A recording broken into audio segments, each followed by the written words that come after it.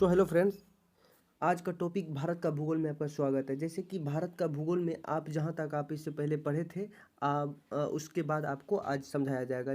आप यहाँ तक आप पढ़ चुके थे गंगा नदी तंत्र में। जो पहले सिंधु नदी तंत्र आपने पढ़ा, उसके बाद गंगा नदी तंत्र पढ़ा। ये दो टॉपिक जो है ये बहुत इंपॉर्टेंट टॉपिक है और इससे बहुत क्वेश्चन जो है इससे निकलेंगे। चलिए देखेंगे और डिटेल में और समझेंगे। इस चैनल के लास्ट तक जुड़े रहिए ताकि आपको अच्छे से प्रॉपर तरीके से समझ में आए। अब देखो, गंगा में दाएं किनारे से मिलने वाली प्रमुख नदियाँ यमुना नदी, टोंस नदी और सोन नदी, ये सब आपको बताया जा चुका है इससे पहले वाले लेक्चर में। अगर आपने नहीं देखा तो आप प्ले लिस्ट में जाके वहाँ पे आप देख सकते हो। इससे पहले वाले लेक्चर जो आपको शॉर्ट टाइप लेक्चर था वो आप वहाँ पे अटेंड करके आप देख सकते हो। चलिए स्टार्ट करते हैं बिना देर के। फर्स्ट ऑफ ऑल अब यहाँ पे देखो, भारत का भूगोल में आपका फर्स्ट टॉपिक जो है, जहाँ आज का टॉपिक रहेगा गंगा की सहायक नदियों। यहाँ पे देखना, गंगा की सहायक नदियों का पश्चिम से पूर्व की ओर क्रम। अब एक चीज़ यहाँ पे आपको समझ में आता होगा, पश्चिम से पूर्व। सबसे पहले दिशा जान लेते हैं। जोग्राफिकल हिसाब से ईस्ट, वेस्ट, नॉर्थ, साउथ, ये हो गया। अब देखिए यहाँ पे ये हो गया आपका पूरब, ये हो गया पश्चिम, ये हो गया उत्तर, ये हो गया आपका दक्षिण। अब इसी का यहाँ पे खेल है, चलिए समझते हैं कैसे।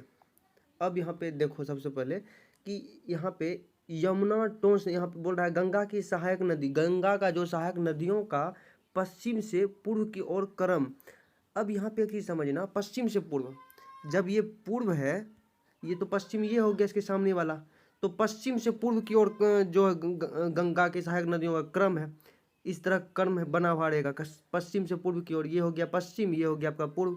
तो वही यहाँ पे बताया जा रहा है। यहाँ पे समझना थोड़ा सा इमेजिन करके कि यमुना हो गया, टोंस हो गया, गोमती हो गया, घाघरा, सोन नदी, गंडक नदी, बूढ़ी गंगा, कोसी, महानंदा, हुगली और ब्रह्मपुत्र आदि, ये सब नदियाँ जो है पश्चिम से पूर्व की ओर क्रम उसका बताया गया। अब यहाँ पे देखो, गंगा के दाएं किनारे से मिलने वाली सहायक नदियाँ। अब गंगा के दाएं किनारे से मिलने वाली सहायक नदियाँ, जो दाएं किनारे, दाएं साइड से जो मिलने वाली गंगा की नदियाँ, चलिए समझते हैं। सबसे पहले यहाँ देखो, यहाँ पे फर्स्ट टॉपिक इसका, यमुना नदी जो है, यह गंगा की सबसे बड़ी एवं सर्वाधिक महत्वपूर्ण सहायक नदी है। गंगा नदी का जो सर्वाधिक, सबसे बड़ी और सर्वाधिक महत्वपूर्ण सहायक नदी कौन है? तो यमुना नदी, गंगा नदी की। अब देखना, यमुना जो है, यमुना बंदर पूछ, यहाँ पे बहुत टॉपिक आपको टूटने वाला है और समझने वाला है, बहुत क्वेश्चन यहाँ से निकलेगा। यहाँ समझना, आपको पूछा जाएगा यमुना कहाँ से निकलती है। यमुना जो है इस टॉपिक में, यमुना बंदरपूछ श्रेणी पर स्थित यमुनोत्री यहाँ पे हिमानी से निकलती है। कहाँ निकलती है? बंदरपूछ श्रेणी पर स्थित। कहाँ पे? ये बंदरपूछ श्रेणी पर स्थित है, यमुनोत्री हिमानी से निकलती है। प्रारंभ में यह गंगा के पश्चिम में बहती है, प्रारंभ में ये गंगा के पश्चिम में बहती है, बाद में यह गंगा के दक्षिण में बहती है, बाद में यह गंगा के दक्षिण में बहती है, वही प्रयागराज के निकट गंगा के दाएं तट पर मिलती है। और यहाँ पे एक चीज़ समझना थोड़ा सा, तो प्रारंभ में यह जो है पश्चिम में बहती थी, लेकिन बाद में जो है, बाद में जाके ये गंगा के दक्षिण में बहती हुई प्रयागराज के निकट गंगा के दाएं तट पर मिलती है। और यमुना नदी मथुरा तक दक्षिण दिशा में बहती है। यमुना नदी मथुरा तक दक्षिण दिशा में बहती है, बाद में प्रयागराज तक यह यह जो है दक्षिण पूर्वी दिशा में बहती हुई गंगा में मिल जाती है। अब दक्षिण पूर्व दिशा क्या है, चलिए ये भी समझ लेते हैं। सबसे पहले देखो, ये अगर पूर्व है तो ये हो गया पश्चिम, ये हो गया उत्तर, जब ये यानी ईस्ट वेस्ट, और ये हो गया दक्षिण। अब ये दक्षिण पूर्व,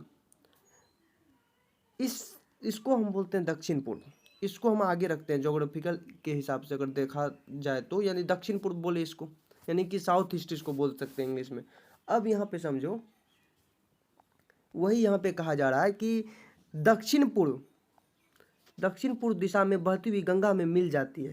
कौन? तो यमुना नदी। चलिए ये हो गया यमुना नदी का जो कार्य था वो अपन, जो यमुना नदी सहायक नदी है, गंगा नदी का सर्वाधिक सहायक नदी में बड़ी नदी है। तो किस तरह से मिला ये आपको समझ में आ गया होगा। आई होप ये आपको समझ में आ चुका होगा। अब यहाँ आगे समझते हैं यमुना नदी की सहायक नदियाँ। यमुना नदी की जो सहायक नदियाँ वो भी जान लेते हैं। पहला देखो, यहाँ बाएं तट पर मिलने वाली टोंस, हिंडन, करेन एवं रिंद। अब देखो, दाएं तट पर मिलने वाली जैसे चंबल हो गया, सिंध हो गया, बेतवा, केन, और ये सब जो है पश्चिम से पूर्व की ओर क्रम है। इसका जो है पश्चिम से पूर्व की ओर क्रम है। इसका क्रम जो है अपोजिट है। पश्चिम पश्चिम से सॉरी पश्चिम हो गया, पश्चिम से इसका भी जो क्रम है पश्चिम से पूर्व की ओर है। तो यही यहाँ पे ये भी कहा जा रहा है कि दाएं तट पर मिलने वाली जो है चंबल, सिंध हो, बेतवा के जो है पश्चिम से पूर्व की ओर क्रम इसका इस तरह से है, पश्चिम से पूर्व की ओर। जैसे सिंध हो गया, बेतवा हो गया, केन हो गया, यहाँ पे आप देख सकते हो, यहाँ पे ये सब चीज़ जो पश्चिम से पूर्व की ओर कैसे, बेतवा, सिंध हो गया, केन हो गया, ये सब जो है पश्चिम से पूर्व की ओर इसका इस तरह से है प्रोसेस। यानी यमुना नदी की सहायक नदियों में जो दाएं तट पर मिलने वाली चंबल हो गया, सिंध हो गया, बेतवा, केन और ये सब जो है नदियाँ हैं पश्चिम से पूर्व की ओर इसका क्रम है। अब आगे समझो, यहाँ पे चंबल नदी, चंबल मध्य प्रदेश के मालवा पठार पर स्थित, समझना मैं जो समझा रहा हूँ आपको, आप थोड़ा सा मन में इमेजिन करो और आप खुद से भी पढ़ो ताकि आपको तोड़ तोड़ के समझ सको आप। अब देखो, चंबल नदी जो है, चंबल नदी के बारे में जानना है। चंबल मध्य प्रदेश के मालवा पठार स्थित महू के निकट जाना पाव की पहाड़ियों से निकलती है। जाना पाव के पहाड़ियों से निकलती है। यह पहले उत्तर दिशा में राजस्थान के कोटा जिले तक एक गाढ़ से होकर गुजरती है। बाद में यह बूंदी, सवाई माधोपुर और धौलपुर से होती हुई अंत में उत्तर प्रदेश के इटावा जिले में यमुना नदी में मिल जाती है। इतना दूर तक आई होप आपको समझ में आ चुका होगा। अब आगे समझो, चंबल नदी अपनी उत्खात भूमि, वेटलैंड टोपोग्राफी, या आप ऐसे कह सकते हो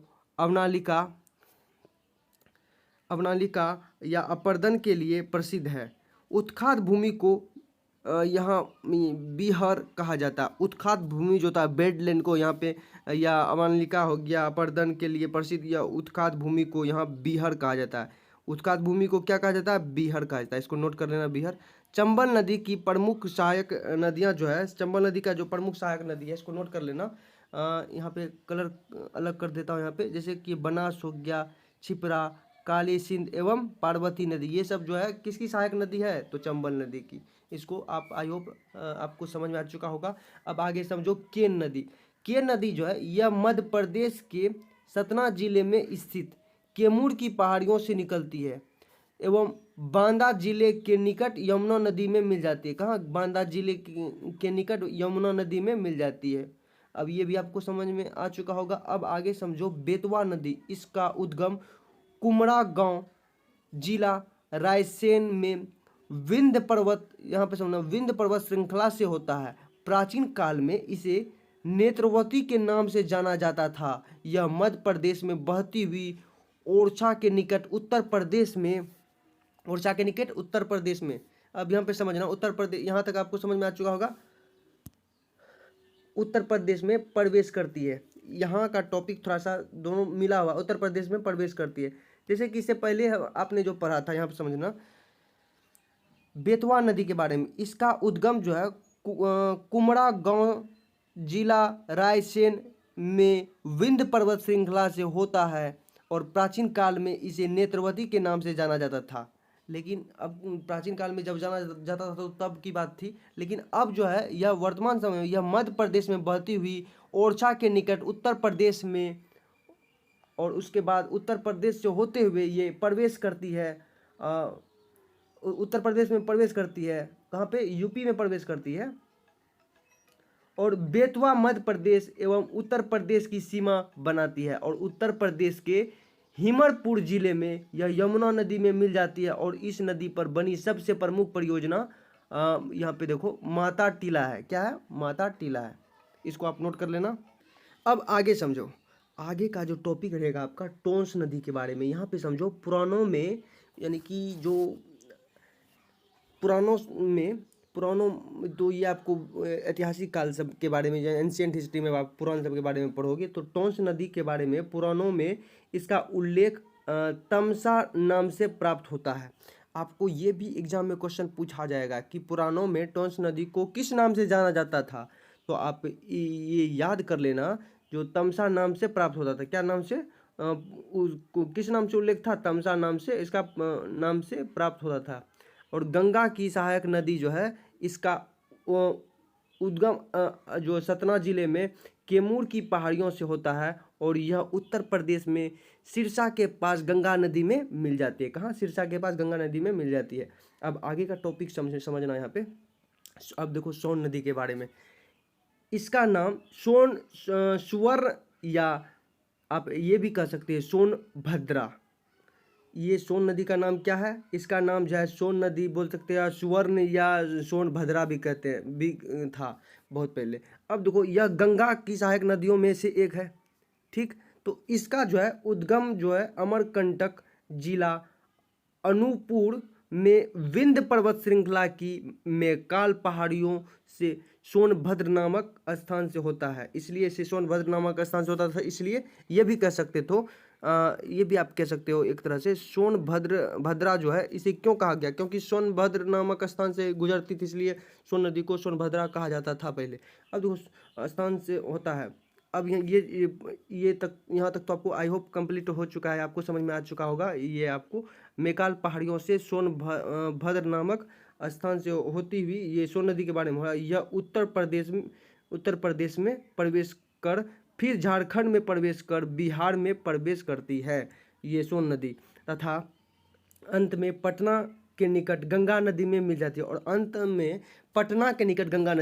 है और इस पर निर्मित सबसे प्रमुख परियोजना जो है बाणसागर है। इस पे इम्पोर्टेंट है आपको, सोन नदी पे कौन सा इम्पोर्टेंट परियोजना है? तो बाणसागर, MVVI, ये आप नोट कर लेना। चलिए ये हो गया आपका। अब देखो यहाँ पे परियोजना मध्य प्रदेश, उत्तर प्रदेश एवं बिहार की संयुक्त परियोजना है, और ये जो परियोजना है ये सब का मिला हुआ है, जैसे मध्य प्रदेश हो गया, उत्तर प्रदेश एवं बिहार की संयुक्त परियोजना है। चलिए ये हो गया। अब देखिए बाएं तट से मिलने वाली गंगा की सहायक नदियाँ, जो बाएं तट से मिलने वाली जो गंगा की सहायक नदियाँ, चलिए उसके बारे में जान लेते हैं। और आगे का जो टॉपिक है इसका जो नेक्स्ट लेक्चर आएगा उसमें आपको परियोजना के बारे में बताया जाएगा। आज का टॉपिक यहाँ पे ख़त्म कर देते हैं ताकि ये वीडियो लंबा ना हो। अब यहाँ पे समझना, रामगंगा, इस नदी की उत्पत्ति उत्तराखंड के गढ़वाल जिले से होती है और यह गंगा में कन्नौज में मिलती है। चलिए ये भी आपका कंप्लीट। अब गोमती नदी समझना, यहाँ पे यह जो है पीलीभीत जिले से निकलती है और यह गाजीपुर के निकट गंगा से मिलती है, और लखनऊ तथा जौनपुर इस नदी के किनारे बसे दो प्रमुख शहर हैं। ये भी आप नोट कर लेना, ये भी आपका कंप्लीट। अब देखो घाघरा नदी, यह तिब्बत मानसरोवर में स्थित यहाँ पे देखना गुल्ली मानधोता चोटी के निकट मापचाचुंग हिमनद से निकलती है और नेपाल में घाघरा को करनेली नाम से जाना जाता है। नेपाल में घाघरा को करनेली नाम से जाना जाता है। यह बिहार में छपरा के निकट गंगा से निकलती है। बिहार के निकट गंगा, यहाँ पे देखना, बिहार में छपरा के निकट गंगा से मिलती है। छपरा से मतलब यहाँ बोल रहा है बिहार में छपरा के निकट गंगा में मिलती है, और इस नदी के कुल जो है जल क्षेत्र 45% हिस्सा भारत में पड़ता है, और इसका जो जल क्षेत्र 45% भाग भारत में पड़ता है। चलिए ये भी आपको समझ में आ चुका होगा।